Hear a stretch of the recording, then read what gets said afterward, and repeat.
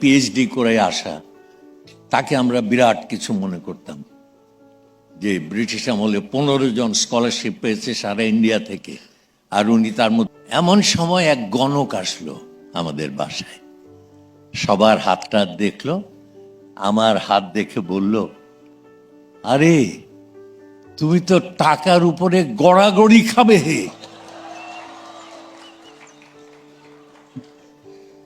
তারপরে দিনে এবং রাতে, ঘুমের মধ্যে এবং জাগরণে, আমি আমার তোষকের নিচে গজগজ খচখচ টাকার গজগজ খচখচ শব্দ শুনতে পেতে। কেমন?